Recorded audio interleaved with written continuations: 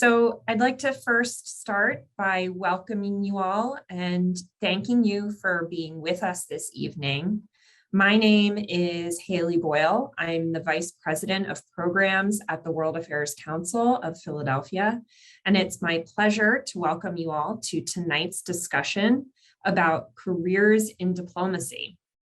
We'd like to first thank Campus Philly for partnering with us for tonight's discussion. We're super grateful for their support, and we welcome their members who are joining us this evening. As many of you know, the World Affairs Council of Philadelphia has been providing nonpartisan insight on the most pressing issues in the world for over 70 years.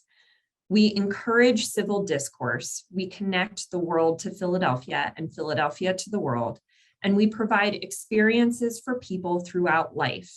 And tonight's program is just one of those many experiences. We provide middle and high school programming like our Junior Model UN, which just wrapped up this week.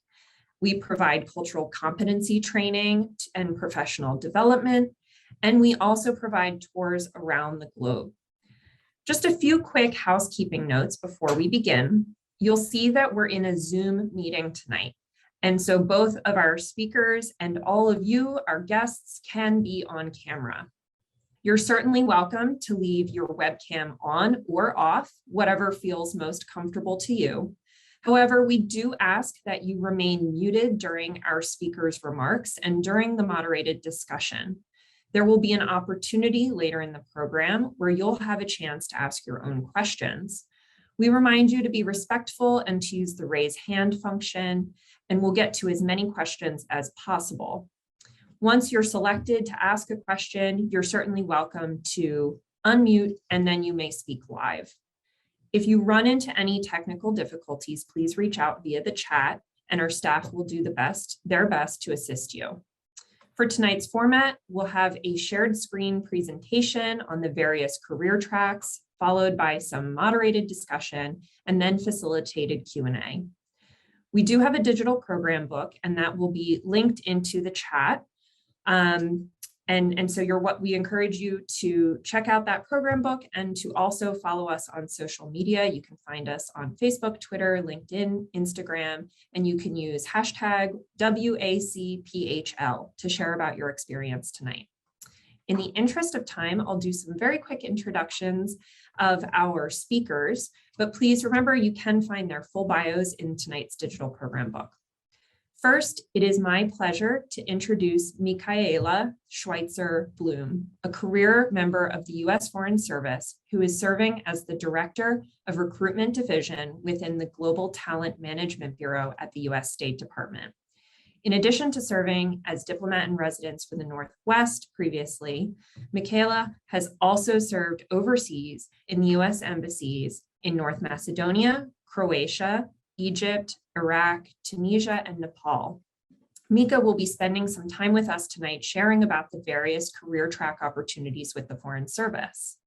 And then we'll have the opportunity to hear from Ambassador Nina Fite. Ambassador Fite has served as the Principal Deputy Assistant Secretary for the Bureau of Global Talent Management at the U.S. State Department since November 2021. Before assuming her current duties, she was the U.S. Ambassador to Angola from January 2018 to November 2021. She has focused on trade, environmental issues, and post-conflict economic development throughout her 30+ years in the Foreign Service. Ambassador Fite has also served as the United States Consul General in Montreal, Canada, and Consul General in Lahore, Pakistan. She's also a native Pennsylvanian, which we're very excited about, and holds a Bachelor of Architecture from Carnegie Mellon, a Master's in International Management from Thunderbird, the American Graduate School of International Management, and a Master of Science in National Resource Strategy from the National Defense University's Eisenhower School. So first, Mika, I'll turn it over to you to share your screen now, and then we'll jump into discussion with Ambassador Fite. Great. Thank you so much, Hayley, and welcome everyone. It's really lovely to be here. Let me get right to it because I want to allow Ambassador Fite the bulk of the time. I'm going to start us off and just kind of situate you to who we are and what are the opportunities with us. So I always like to just do a quick reminder. You all are very interested in foreign affairs, so you know a lot about the U.S. Department of State, but just a couple of things you might not know. We are actually the oldest U.S. cabinet agency. We have diplomatic missions at over 270 different locations around the world, and we have quite a large employee base. The majority of our employees are citizens of other countries. Those are the nationals that we work with in every country where we serve around the world. And the smaller portion, about a third of our workforce, are the US citizens that work with the Department of State in both the Foreign Service and the Civil Service. And I'm going to talk to you a little bit about what I mean by both of those things. So first, the Foreign Service, which is what Ambassador Fite and I do. Foreign Service employees serve primarily overseas at our embassies and consulates, rotating from assignment to assignment about every 2 to 3 years. In the Foreign Service, we have two career categories. We have Foreign Service Officers or Generalists and Foreign Service Specialists. And the difference there is Foreign Service Generalists are expected to be able to do a wide variety of different types of work. We do specialize in 5 different fields, and these are typically called cones. You may have heard them referred to as cones. We have consular, economic, management, political, and public diplomacy. Political and economic are largely reporting functions. You go out, you make contacts, you do research, and learn about different topics, and you report back to Washington on those. You also engage local audiences and the government to influence on the topics that you are responsible for. Consular officers are responsible for facilitating legal travel to the United States and for assisting US citizens who are overseas. Management officers are the ones that make it all possible. We could not do what we do without our management officers. We are a global organization with supply chain, employment issues, finance issues, dealing in multiple different currencies, multiple different employment laws. It is a complicated business, and our management officers are the ones that make that all happen.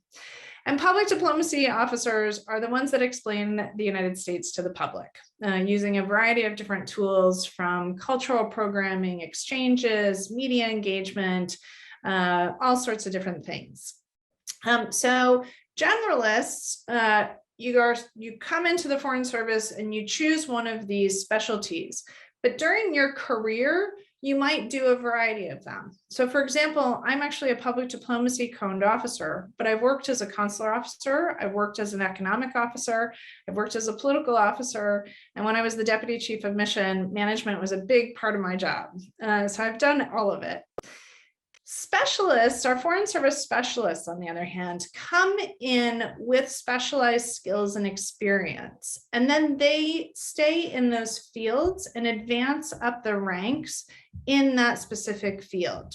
So you can see from this list here, we have specialists in a lot of different categories, from healthcare. Every embassy has a medical unit. We provide all of our folks medical care around the world. To administrative, financial management, human resources, to engineering. We have engineers who work with us on constructing and maintaining all of our embassy facilities around the world, as well as on securing those embassy facilities around the world.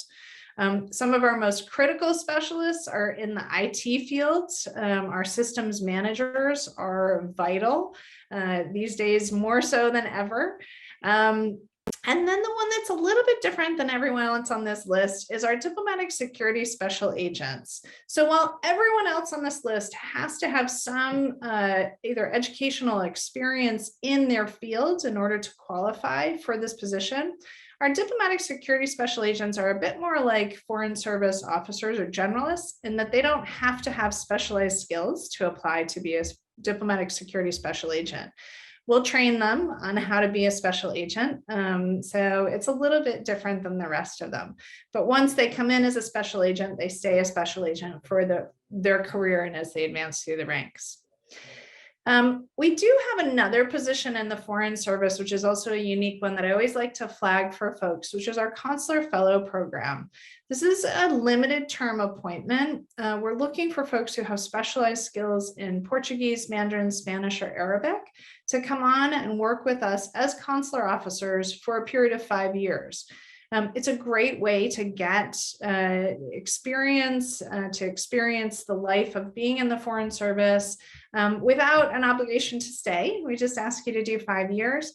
A lot of benefits from it, a student loan repayment program, you get federal employment eligibility rights, and you just get the experience of being in the Foreign Service. This is a great opportunity if you have those language skills. The process for coming into the Foreign Service is a little bit complicated and lengthy. So I'm not going to go into a ton of detail about this, but I can answer questions. It does take a while. It does take about 18 to 24 months to get through the whole process. And you see here, there's multiple different stages. There are 3 evaluation stages that happen, 3 components of that evaluation. There's typically a test for Foreign Service officers, for consular fellows, information management specialists, and office management specialists all have a test that they take. Everyone goes through what we call the qualification evaluation panel. And this is where we're really looking at what skills and experience would you bring to the Foreign Service? And do you have the qualities that we know make for good Foreign Service employees? We call these our dimensions, and we enumerate them on our website, careers.state.gov. If you make it through the testing and the qualification evaluation panel, you're invited to the oral assessment, and that's where the real decision-making happens. It is a day-long evaluation process, a small group. You're evaluated by different examiners. And at the end of that day, if you succeed in getting a high enough score, you're given a conditional offer of employment. At that point, you still have some more work to do. You have to get a medical and a security clearance, and that's where it can take a bit of time. If you've lived a lot of different places, you've done a lot of traveling, your security clearance might take a little bit of time, but we'll get there. Once everything is done, you get one final review for a suitability review panel, and then you're placed on what we call the register. And we form Foreign Service classes throughout the year by pulling people off the register based on what the needs of our service are at the time, what our workforce needs are. So it's, the other day we heard from someone who said, I was told at 9 o'clock in the morning, I had just gotten on the register, and 45 minutes later, I got an offer for a class. So sometimes it can be very fast and you're not on the register for very long. Other times it can take a while and you might sit on the register for a while. Just depends on what our needs are, and it depends a little bit too on what your score from the oral assessment was, because that's what will place you on the register, and we pull people based on the highest score and going down. Again, I'm happy to answer questions on this later. That was a lot to tell you in a little bit of time, but we also go through this whole process in a lot more detail on our website. So if you ever want to look at that, you can always do that too. I mentioned the civil service as well. So that one half of our US employee base is the Foreign Service. The other half is our civil service. And whereas the Foreign Service primarily goes overseas and rotates from job to job every 2 to 3 years, our civil service are US based and really stay in jobs for a longer period of time, developing expertise in their fields and their subject matter. The best illustration I can give of this is I served in the Balkans twice, in Croatia and in North Macedonia. I know a lot about the Balkans, but by no means am I an expert. When I knew that I needed expert, deep background knowledge, I called my colleague Paul, who had been working on the Balkans as a civil service employee for 18 years. So together, I knew what was happening on the ground in the region and could give real-time updates. Paul had that depth of background and knowledge. So really complementary Foreign Service and civil service relationship. As you can see, we have civil service employees in every category of employment in the Department of State, from management and operations, security, consular, foreign affairs, public affairs, really, you name it, we've got a job for you. The process of applying for the civil service is a little bit different than the foreign service. It is more about the specific job, whereas when you're applying for the foreign service, you're applying to enter the career corps, and we will give you different jobs. With the civil service, you're applying for a specific job. So all of our job postings are on USA Jobs. You can read about the different opportunities that exist. You might see similar career titles. So you really need to dig into that specific vacancy announcement to find out what that actual job is.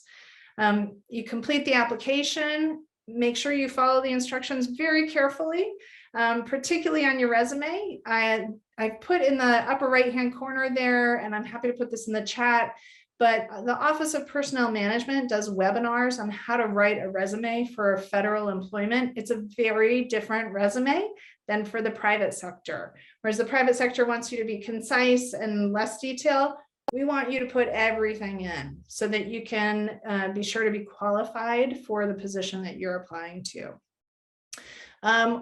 We usually have an interview and evaluation process. If you're selected for the job, you would need to still get a security clearance. Our civil service employees also have security clearances. Again, that can take some time. So civil service selection process can take a number of months to a year. There are a couple of other opportunities here that I've flagged as paths into the civil service. The Presidential Management Fellowship, which is an exceptional program for folks that have advanced degrees.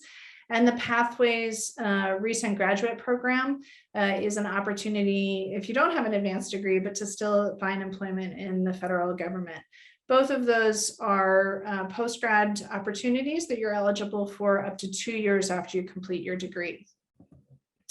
And speaking of students and completing degrees, we have a number of different student programs that I encourage you to take a look at. Internships, short-term internships, 10 weeks. We offer them multiple times a year. We just started paying our interns. Yay! It's very exciting for all of us. So our internships starting with this fall will be paid. We do have a virtual internship, which is a 10-month program that is not paid, but it is only 10 hours a week. We also have fellowship programs that lead to careers in the Foreign Service, either as an IT specialist or as a Foreign Service officer. Those are the Foreign Affairs IT Fellowship and the Pickering and Rangel Fellowship. And then we have so many different study abroad programs that our colleagues in our Education and Cultural Affairs Bureau run, Gilman Scholarship, the Critical Language Scholarship, Warren, Fulbright, amazing opportunities to get experience overseas. I'm sure many of you are familiar with those. We have tons of details about all these programs on our website too, and I'm trying to do this quickly so we can get to the real meat of the presentation. And that really is wrapping it up. I'm going to put this link in the chat. If you want to stay in touch with us and be part of our talent network and get updates about opportunities or other career programs or student programs that we're offering, you can register with us and give us your information, and we will be happy to keep you informed about opportunities as they come up. So with that, I will stop sharing and turn it back over to Hayley. Thank you so very much, Mika. And I'm sure we'll have lots of questions from our audience members. But next, I'd like to welcome Ambassador Nina Marie Fite and just give you a few minutes, Ambassador Fite, to say a few words, and then we can jump into some moderated questions and questions from the audience. Okay, so good evening, everybody. It's great to be here virtually in Philadelphia. I am a native Pennsylvania. I grew up in the Philadelphia suburbs, went to college in Pittsburgh, so I do consider myself a Pennsylvanian through and through. So, and Foreign Service loves to have people from Pennsylvania, just like we actually like people from all the states, but you know, I will say that we're even more so interested in Pennsylvanians. But, and you know, and Mika gave, I think, a great overview of everything that we have to offer in the Foreign Service. But, I really do want to emphasize the points that there are just so many different career disciplines that we're looking for. And so, if you have STEM skills, IT skills, law enforcement skills, medical doctors we look for as well. And so it's just everything from, business and engineering and foreign policy. And I will let you know that I have a degree in architecture. So that is something I've actually used during my Foreign Service career a couple different times, or just having that knowledge base was very, very helpful. But I think that's one of the great things about the Foreign Service is that you are as much as you bring to the service, and we look for that kind of diversity in people. And as Mika also mentioned, we have almost 77,000 employees worldwide. Most of those are overseas, about 50,000.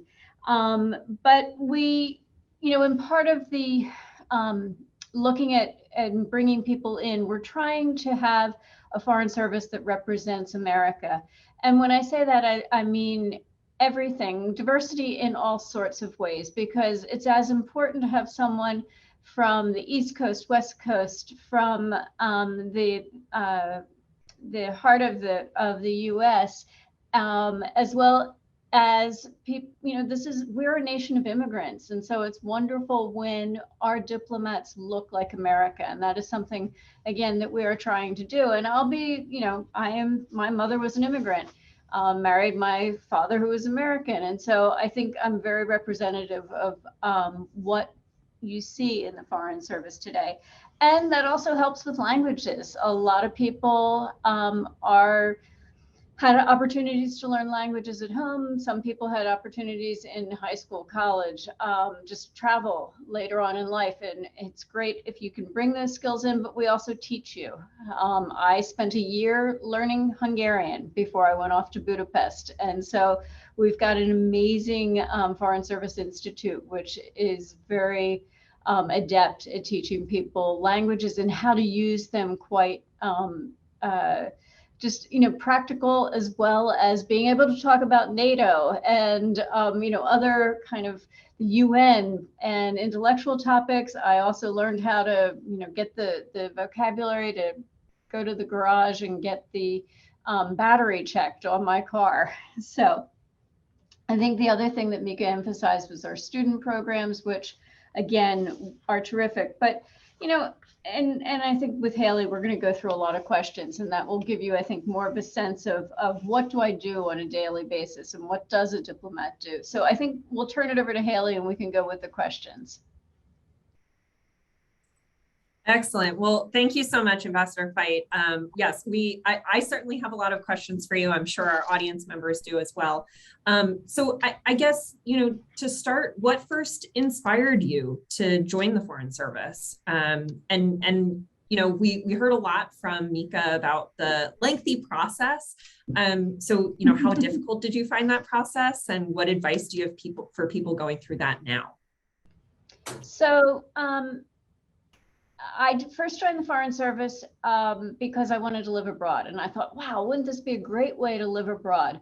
And I very recently heard a quote from one of our former ambassadors who said she joined for the foreign and stayed for the service. And I truly believe that that's the same for me, because I feel very strongly about service to my country and giving back. And this was a great opportunity to do that.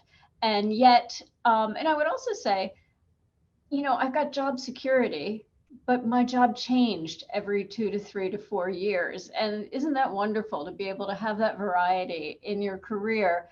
And yet, you don't have to be going out and looking for a new job on the job market every 3 or 4 years. The process does take a long time. Particularly, if you've lived abroad, it's going to take a little bit more time, just because they do need to go and check and make sure you didn't get into trouble when you're abroad. We're looking to make sure that people have clean records, basically. And because at the end of the day, again, you're representing the United States of America, and we need to have faith that your judgment is good, that you are going to be able to just be an admirable representative of the U.S.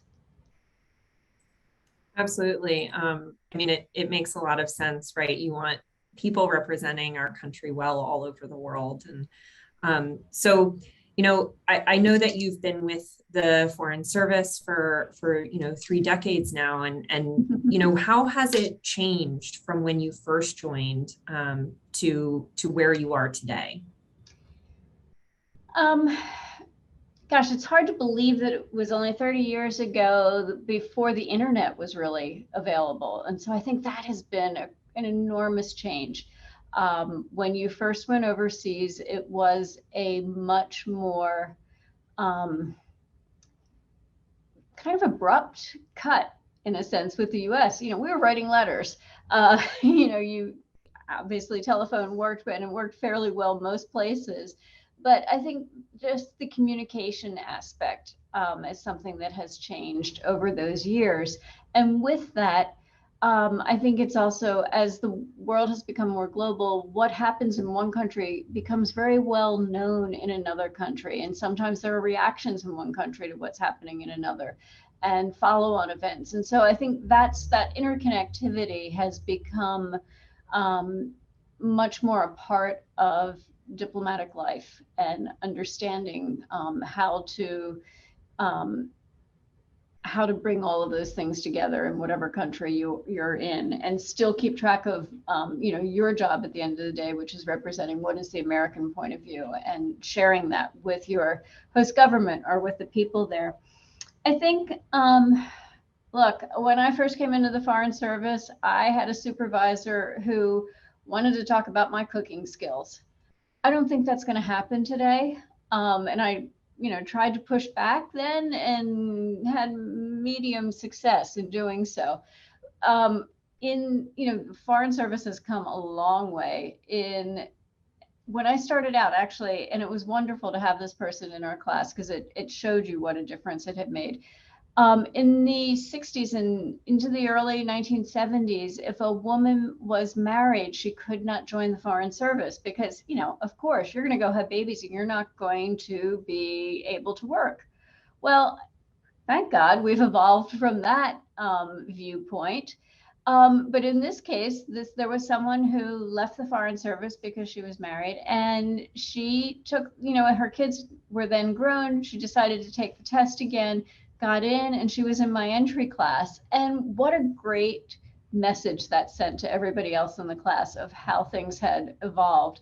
And so I do see a lot of that along the paths that we've all taken. I mean, I think you also see, LGBTQI plus people who were ostracized in the 1950s and 60s. And today we have many gay ambassadors serving. And so these are huge changes, I think, that we've seen in the Foreign Service in terms of who we are and how we represent America. And can you speak a little bit to the differences, I think, too, in culture around the world, right? How people can work in other places where, yes, we have started to diversify, and you pointed out that in your opening remarks as well. Can you speak a little to the challenges that maybe people still face in other places as they're serving? I think one of the things that happens when you're working in other countries, and maybe it's a country that has different cultural norms than you do. So I spent a year in Afghanistan, and I, out of respect for the people and their religious beliefs, I would wear a scarf when I was out in public. I would wear long sleeve shirts, and I would wear, keep my legs covered. I think those are the kinds of things you want to adapt to. You want to be sensitive and respectful of culture in different parts of the world. But at the same time, I was just talking to a group of our Pickering and Wrangell fellows this last week, and I was talking about one of the wonderful aspects, though, when I was in Pakistan, for example. I somehow had like a special status that was both male and female. So I could sit with the women, because you would often separate into rooms with the women in one area and the men in the other. I could sit with them and talk with them, but I was also sort of an honorary male. And I would, because I represented the United States government and they wanted to know what the US was thinking about X, Y, or Z, I also had equal access to them. And I think that's, again, one of those things that you have to get there and understand how that works and see have an understanding of that as you move forward. And I think you want to have be flexible and recognize that even in a place like Canada, which we think, oh, that's just like the US. Well, no, actually, there are a number of differences, and they're wonderful differences, but you just need to, again, to understand what those differences are and be respectful. Absolutely. I think that gets to your point earlier where you said, it's so important to represent our nation well. And part of that, right, is being respectful of other cultures and learning about them and being able to adapt, right? And I think that that's a really great thing to remind folks of. So, you've worked all over the world, Angola, Pakistan, Canada, which you just mentioned. What are some of the most important things that you've learned when working in other countries? I've learned, I think, in many places, you might be the first American someone has ever met. And that is, gosh, it's a responsibility. Oh, I got to do this right, because this may create a vision for them of what America is. And, because maybe and I want to say first when they've met in person, because, maybe they're seeing Americans on television and that's a different view. Or, or however, maybe they listen to American pop music. But if you're the first person they're actually engaging with and talking to, that can create a real, you have the possibility of making them like Americans. And I think that's a really important role. And I think the other part is to, again, and it goes back to maybe because they've read something in the newspaper, maybe it was a newspaper that had a bias or on the news, maybe they don't fully understand US policy. And so you also have that opportunity to be able to explain why we look at whatever issue in a certain way and exchange views with that person from the other country and hear how they look at the issue and, try and find out if there is a middle ground, if there's a way, even if the views are disparate, is there a way that you can find a middle ground to to work together on the same issue? Yeah, absolutely. And so a little bit of a different question for you here. In addition to maybe learning about some of the cultural norms and differences between the United States and other countries, language is a big thing, right? And probably one of the challenges that we experience when we travel to other places and work in other places. You mentioned that you studied Hungarian, which I know to be a challenging language. And how have you found, trying to learn some of these other languages, even if it's, just basic phrases in order to communicate better? So I was very lucky in that my mother, I mentioned she was an immigrant. Well, she came from Brazil. So I grew up speaking Portuguese, although some of it was, what we like to call kitchen Portuguese, because, it's the home stuff. So I can, really do pretty much anything around the house in Portuguese. But when I first went to Lisbon, was my first Portuguese speaking post, I had to learn that more kind of professional level vocabulary. So, but you do, and you work towards it. And the same thing, I mean, even when I went to Pakistan, I did not learn Urdu. There is a lot of English language spoken there. But, I at least tried to be able to say, "Aap kaise hai?" How are you? And, just little things. And people, I think, are appreciative of that when you go to whatever country.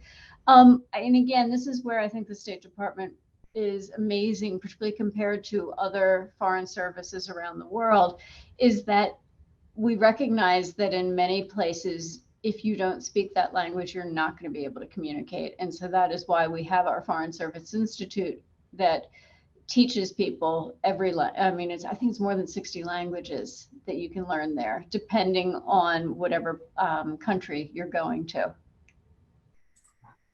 Absolutely. And I think that also even the idea, right, of learning a few phrases, it gets back to the idea of respect, right? And making people feel comfortable to be working with you.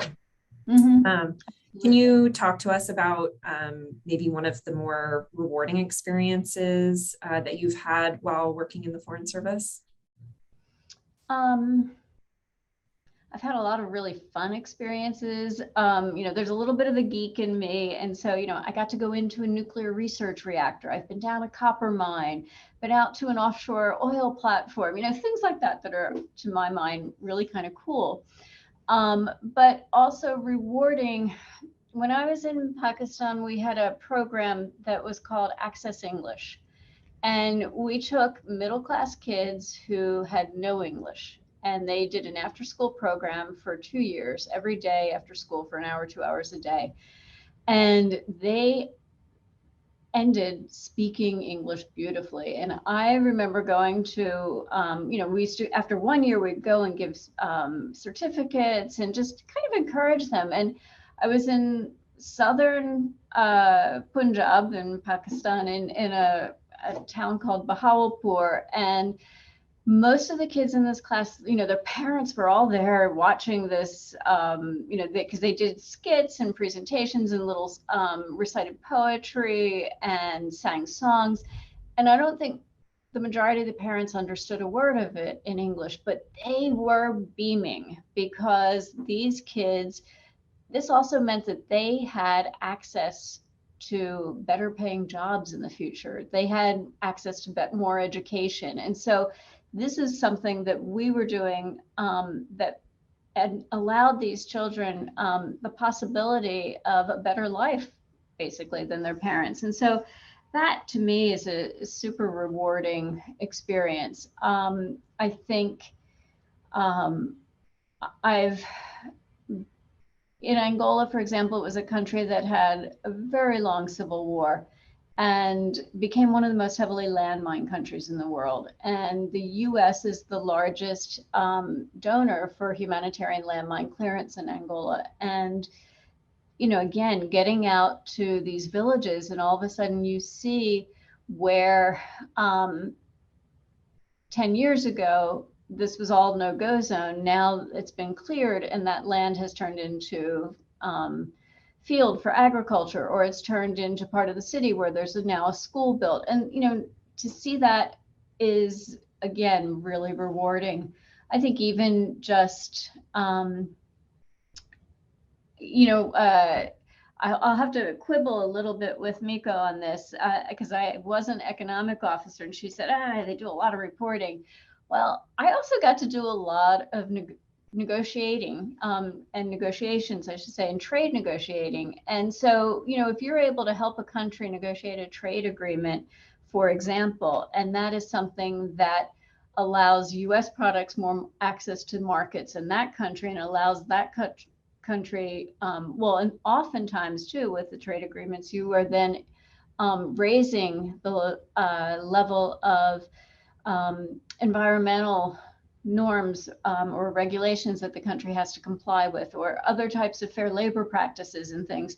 But, so I think there's a lot of good that can come out of something like that. And so it's a chance of, just advancing both economies of the other country as well as ours.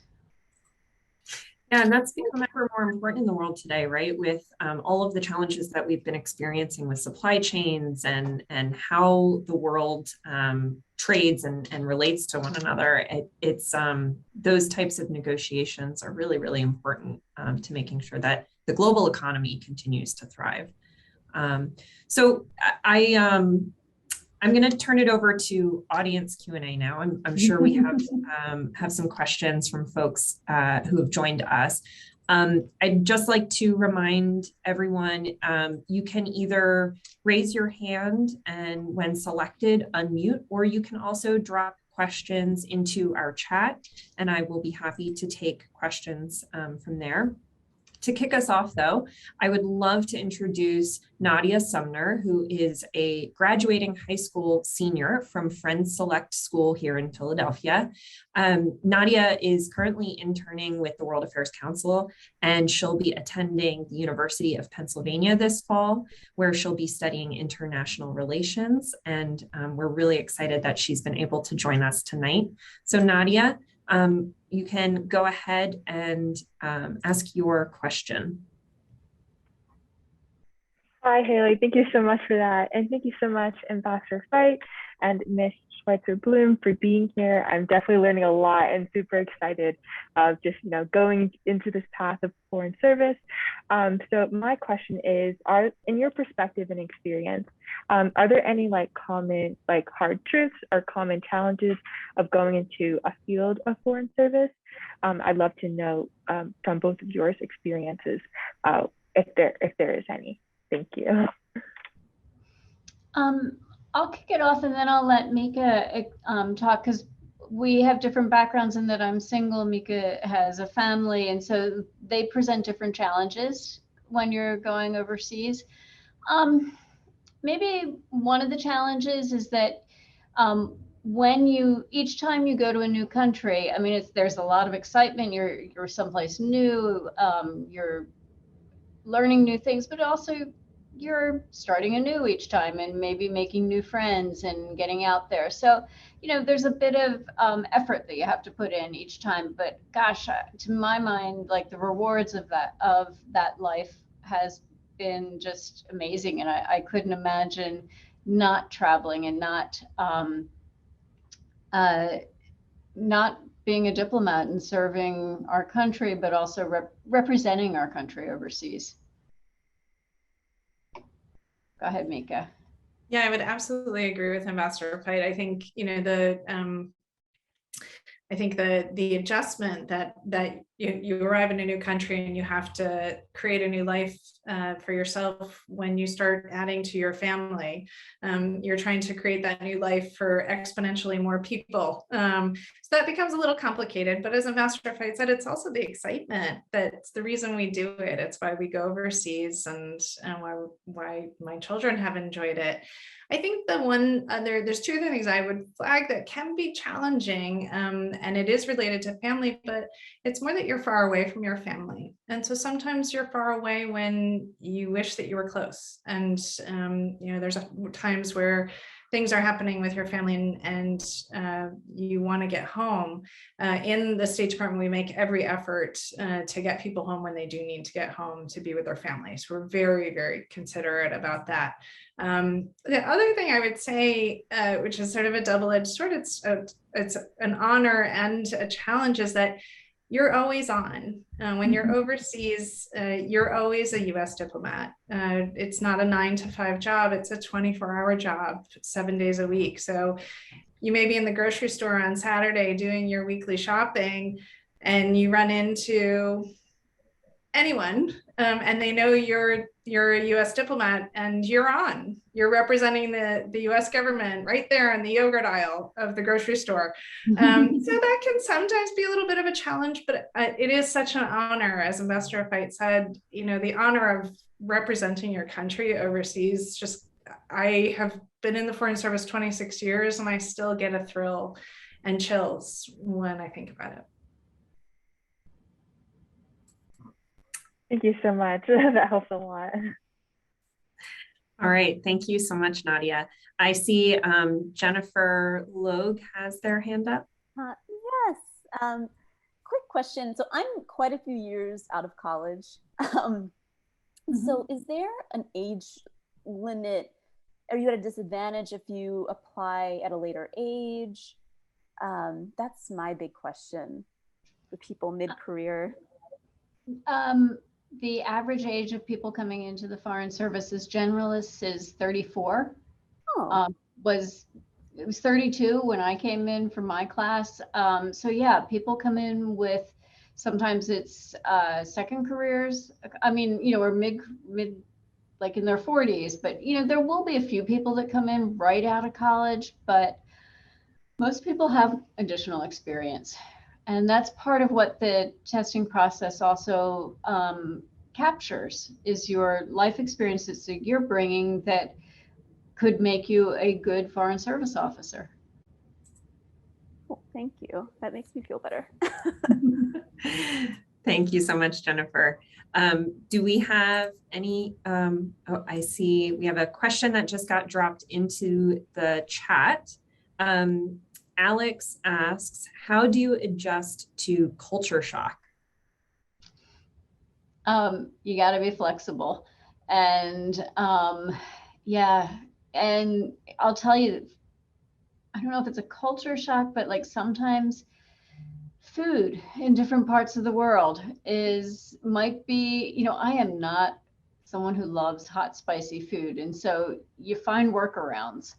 And, you know, the same thing with culture shocks. I think there comes, let me see, how do I want to say this? I think there are some things that you look at and say like, okay, wow, that's different. Now, if there's something that is abhorrent to what you are used to or something that's out of the norm, I think then you have to figure out how you deal with it and say something about it.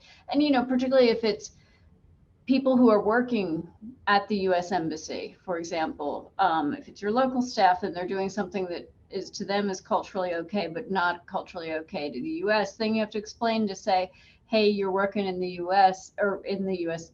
government, and that is not acceptable for us. We would do something this way or that way. And I think you can do that with people. You know, you have to find a way to try and discuss that with people if indeed was something that would be so shocking like that you would see. I don't know, Mika, if you have anything. Yeah, I would agree with everything that you said. I think, you know, one rule of thumb that I always try and remember is to be patient with myself for the first 6 months of any tour. The first 6 months are hard. You're new, you're trying to learn your job, you're trying to learn, you know, a new city, and the new culture. And I always try and remind myself, be patient. It's the first 6 months. You're still learning. You do have a lot of opportunities to learn, though, and the local staff at your embassy are going to want to help you get to know your culture and the place where you are. If you did have language training, a lot of that is also cultural training. Your language teachers are natives originally of the country that you're going to generally. And so part of your language training is also learning the history and the culture and the practice and the traditions and you know, the little quirks about the place you're going. So we try and make sure that by the time you get there, you do have some grounding in understanding the culture that you're going to. Thank you to you both. So we have a couple other questions that have come in. We have one, do you need to be an American citizen to apply for the Foreign Service? Yes. Okay. That's an easy one to Yeah, answer. easy one. And I will just add, you can be a naturalized citizen. You can have dual citizenship. So we accept all sorts of varieties of citizenship, but you do have to have it. Great, thank you. And then have either of you ever felt unsafe while traveling to areas that are in conflict, and how have you managed that? When I had the year that I spent, well, actually in a number of different places, but let's say the year in Afghanistan, we have an amazing set of diplomatic security, and their job is to keep you safe. And so you pay attention to them. And in a place like when we were in Afghanistan, I mean, it was a war zone. And so you had to you went by the rules. And if they told you, you would submit where you were going to go if you were going off the compound. And if they knew that there was like, I don't know, riots or whatever, if they had heard that there was going to be trouble in that area, they might say to you, no, you can't go there. And I said, absolutely, I will not do that then. And I think that's the thing. They're there to keep you safe. And so you have to respect them and not do stupid things. And, and that's, look, it's just like, there's a lot of stuff that's living in any city in the world. You know what is a dangerous part of town. And in knowing that, you're not going to go into those parts of town. And so that's the same, I think, advice that you would follow overseas. Anything to add, Mika? No, I agree with the Master Fite. I think she summarized it perfectly. Thank you. All right, we have a question from Erica.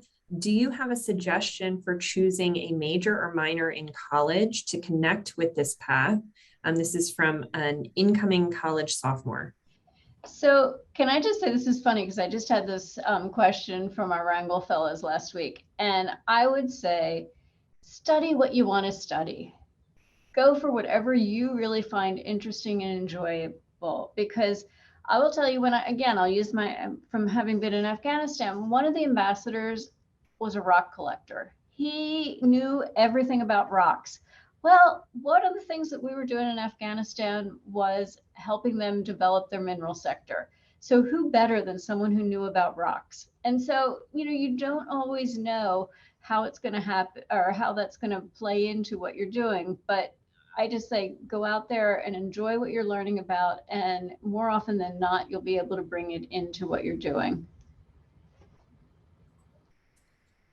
And if I can just quickly add to that, I think that if you do look at our website and at those dimensions that I mentioned, those 13 dimensions, you'll see that what we're looking for are kind of individual qualities, and you'll be able to develop those individual qualities doing something that gives you passion, that you enjoy. And that's really what we look for, is the qualities that you've developed, the characteristics that make you you.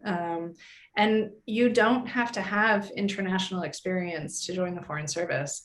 There's plenty of people who get their first passport when they become a Foreign Service officer. So keep that in mind. All sorts of skills are relevant to what we do.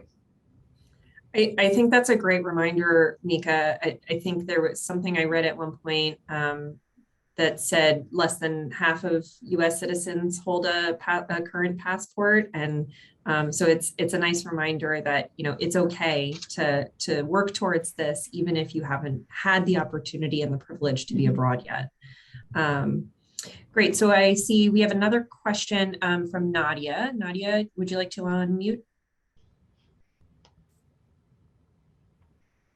Hi.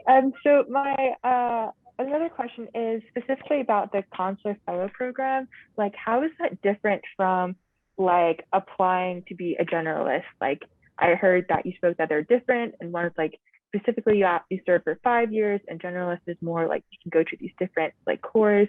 So I'm curious, like, I guess applying wise, like, is the process still as lengthy? Kind of something like that. Go ahead. I can take that one. So it is a little less lengthy. The primary difference, Nadia, is that with the Consular Fellow Program, you can have a little less. We don't look for people who necessarily have as robust experience. So it's a great entry-level opportunity. We like to market it as a great entry-level opportunity. You can come in if you're not sure what you want to do, if you feel like you need to develop more experience, the Consular Fellow Program will give you that experience.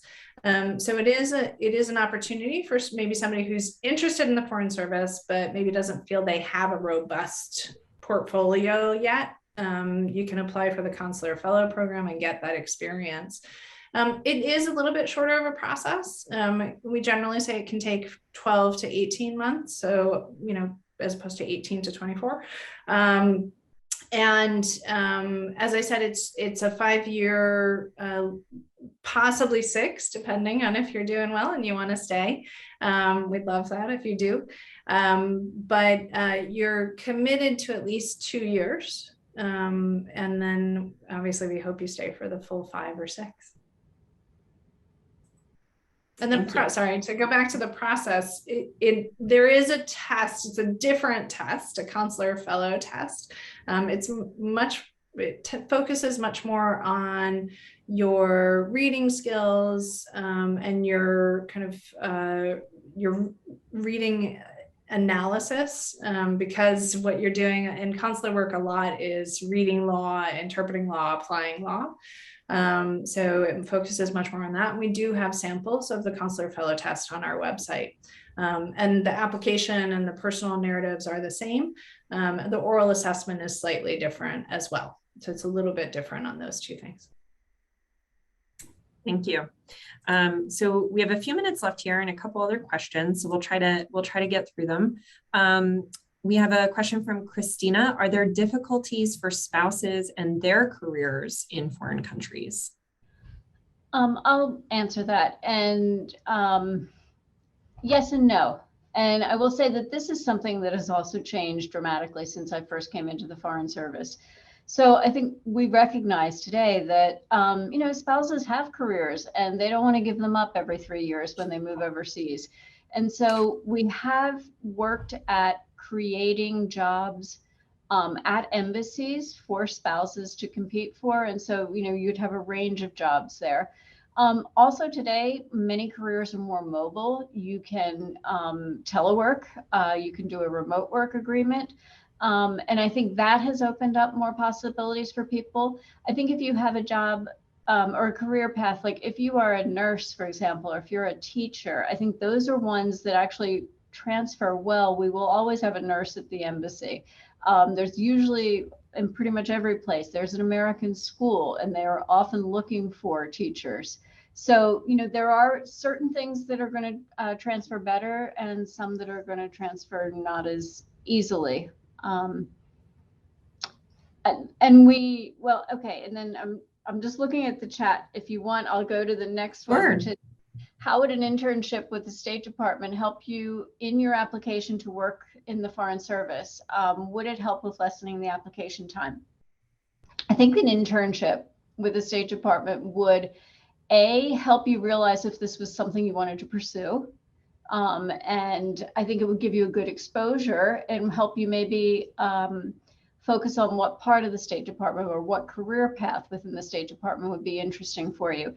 Our interns do have security clearances, so that would actually shorten that process, because you wouldn't be starting from zero. You would already be starting from an advantage. And then I would also say, please, if you're looking at an internship, don't just look at the internships, look at our fellowships as well, because we have some that will pay for grad school for you or pay towards grad school. I don't think it'll cover the full thing, but it'll help you.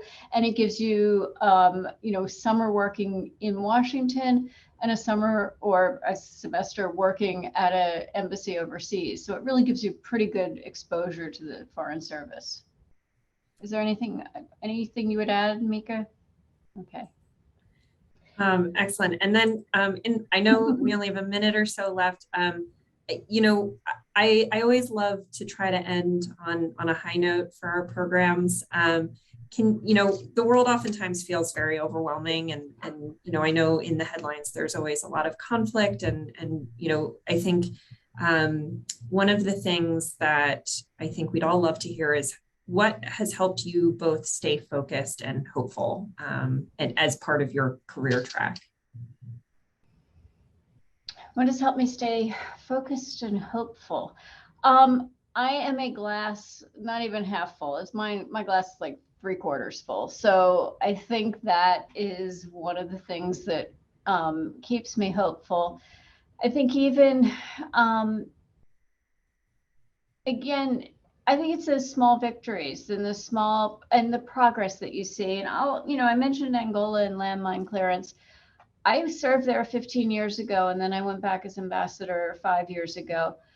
When I was first there, first off, there were hardly any good roads in the country because they'd all been destroyed in civil war. And then there are all the landmines. And so if you didn't really walk far off the road from your car because you didn't know if it was safe. And that was not an issue 15 years later because so much had happened there. And that to me is it's a very tangible improvement in a country. And I think, that does make you feel more hopeful about the future for those people. I think, gosh, one of our landmark programs is called PEPFAR, and that's the President's Emergency Program for AIDS Relief.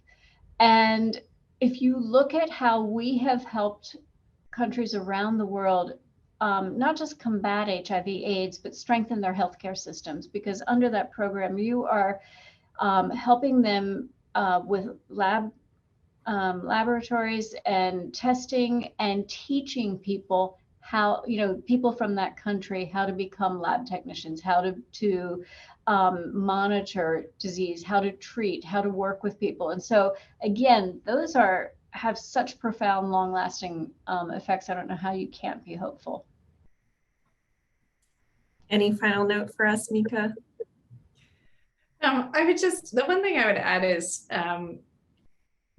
the one thing we haven't really talked about so much is our colleagues. And there can be really hard days in this work. Mm-hmm. It can be really tough. And there can be days where you feel like, what did I just do today? It felt like the day went by in a rush. And but on those hard days, you look around and you look at your colleagues, whether or not they're the local staff in the embassy or your American colleagues. And I have always been so inspired by the people I work with that even on the tough days, I look around and I think, I'm so glad I'm doing this. I've never regretted my choice to join the Foreign Service. I would do it all over again in a heartbeat. It's about service. It's about the adventure. It's about the constant learning. And ultimately, it's about the amazing people you get to meet and work with, both in your service and the fascinating people you get to work with outside and in other countries and other governments. Well, I just would like to say, Ambassador Fite, Mika, thank you both so much for spending this evening with us, albeit virtually, and hopefully at some point soon we'll be able to do it in person. I'd also like to thank our partner for this evening, Campus Philly. We hope that you've enjoyed tonight's program and that it's inspired you to think more about a career in diplomacy and with the Foreign Service. As a quick reminder before we sign off here, we do have 2 other events coming up before we end our program season for the summer. We have a global quizzo at Love City Brewing here in Philadelphia on Monday. And so we invite you to come out and test your knowledge about everything that's going on around the world. And then on June 14th, we are working with the Philadelphia Orchestra on a program about the future of the European Union. And that will feature keynote remarks by another ambassador, Ambassador Charles Rice. And we're really looking forward to that event. So please do join us. Remember to take our survey found in the digital program book, which will also show up at the end of this Zoom. And we hope everyone has a wonderful evening. Ambassador Fite, Mika, thank you once again.